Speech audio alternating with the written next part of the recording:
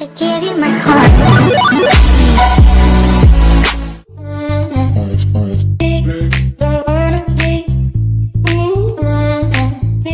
Hello everyone, I am Pihu and today we are going to learn the topic lines and angles. So let us recall what we already know. We know what is a line. A line doesn't have endpoints. We draw it something like this with arrows on both ends. Next we know what is a line segment. A line segment has no endpoints. So we draw it something like this. And next is ray. Ray has a starting point but has no ending point. Now let us revise the types of angles. Let us recall the types of angles with this activity that I prepared. Here let us take these two to be two rays, and hence we can say an angle is formed when two rays intersect at a common point. This is an acute angle because it measures less than 90 degree and more than 0 degree. Moment it becomes 90 degree, this angle is known as a right angle. And then when it's more than 90 degree, this is an obtuse angle. An obtuse angle is more than 90 degree and less than 180 degree. When it reaches and forms a straight line, this is known as a 180 degree angle or a straight line angle. Then moment it goes above 180 degrees. This is known as a reflex angle. Reflex angle measures more than 180 degrees and less than 360 degrees. Then moment it completes its whole round, this is known as a complete angle. And these were the types of angles. This is also a small activity that I have prepared. Here also you can see all the angles: acute, right, obtuse, straight angle, reflex angle and complete angle. And hence we can also say that a circle is made up of a combination of angles. Now there are two more types of angles: complementary angles and supplementary angles. Complementary angle is a pair of angles which sums up to get 90 degrees. Like for example, we can take 50 degree and 40 degree. 50 plus 40 sums up to give 90 degree. We can also say 50 degree angle is the complement of 40 degree angle and vice versa. Next we have the supplementary angles. Supplementary angles is a pair of angles which adds up to get 180 degrees. For example, 60 degree and 120 degree. When we add them up, we get the straight line angle or the 180 degree angle. We can also say 60 degree angle is the supplement of 120 degree angle and vice versa. Let me tell you an easy way to memorize this concept. In complementary angle, you have 1C, which is equal to 90. And in supplementary, we have an S, right? That is 1C and 2C. So 90 plus 90, which is 180 degree. So here you can see 1C gives 90 and 2C's, 1C is inverted here and 1C straight gives 180 degree. And that's an easy way to memorize it. Now let's see adjacent angles.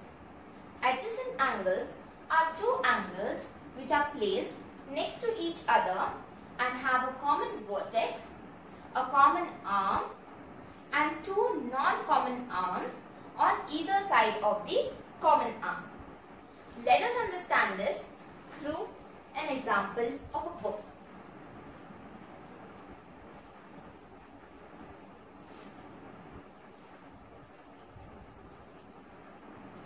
See this book over here. You can see here angle A and angle B. Angle A and angle B are adjacent angles. They have a common vertex, a common arm and two non-common arms on either side of the common arm. So this is how we learn adjacent angles.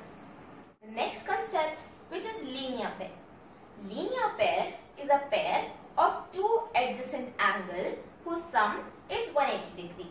They are also known as supplementary angles. So here we can see angle C and angle D sum up to get 180 degree of the straight line angle. Here we can see this with the help of a protractor.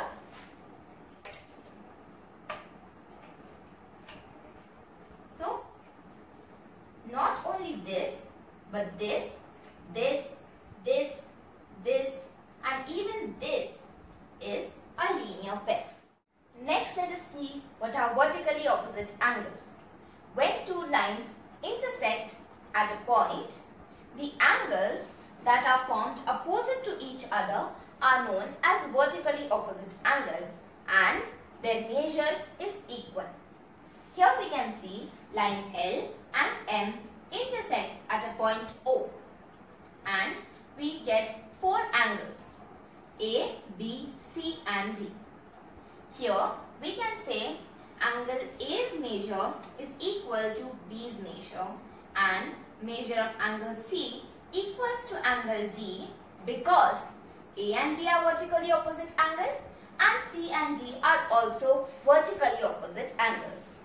Let us now learn about a transversal.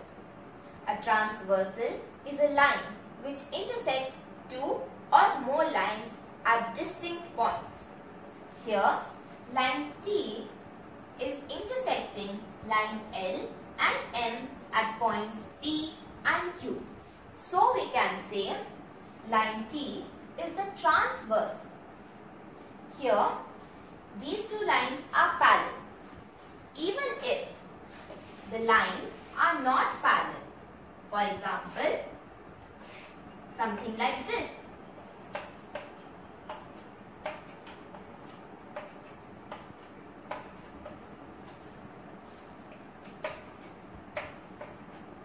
Here, L and M are not parallel. Still, T will be known as the transversal. Let me ask you a question now.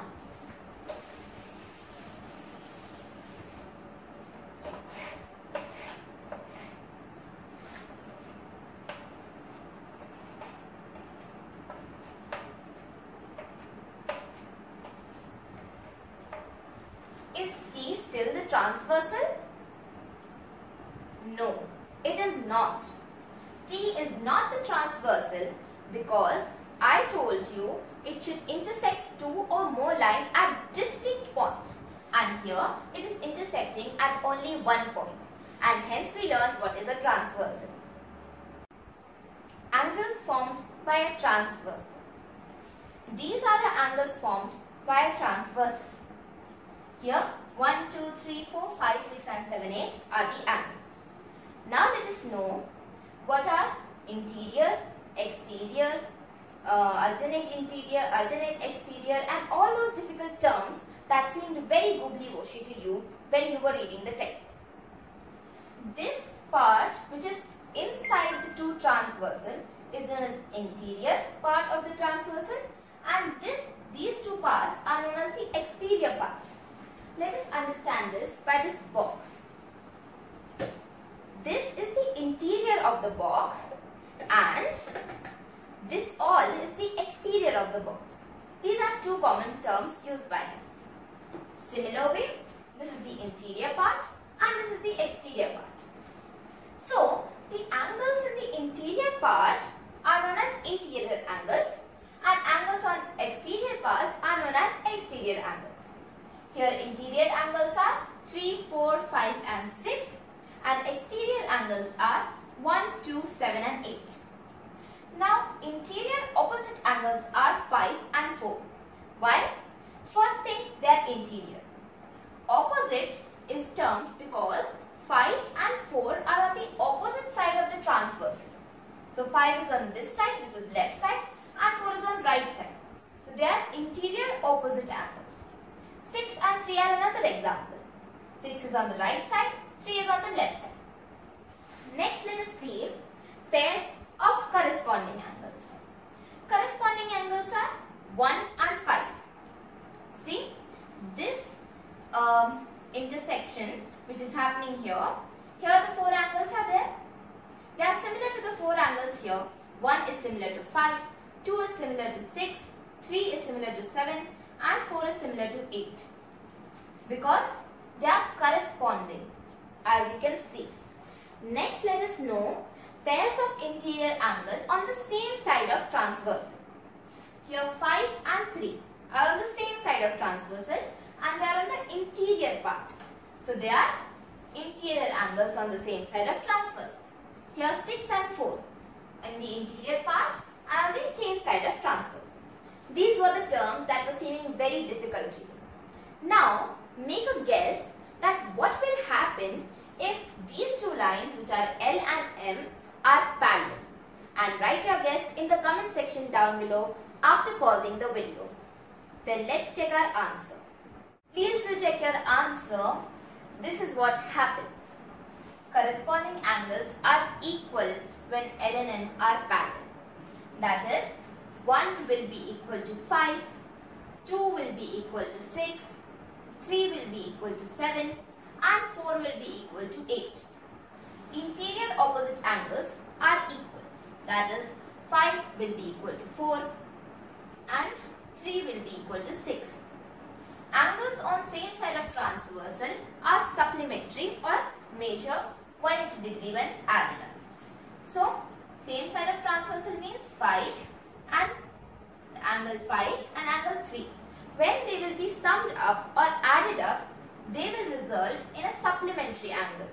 That is, their sum will measure 180 degree. And in the same way, angle 6 plus angle 4 will also be 180 degree. We can also see that angle 1 equals to angle 4 equals to angle 5 equals to angle 8. Why angle 1 and 4 are equal? They are vertically opposite angles. Angle 5 and 4 are equal because they are interior opposite angles, and 5 and 8 are equal because they are vertically opposite angles. In the same way, we can even see 2 and 3 are equal. 2, angle 2, angle 3, angle 6, angle 7 all are equal for the same reason. Make a note. We just now saw when lines are parallel, then the angles are equal. It is same for the opposite as well. When angles are equal, lines are parallel. And lastly, do not forget to like, comment and subscribe to our channel Miss Trailblazer for more fun, exciting and learning content. Bye and stay tuned for more of our videos.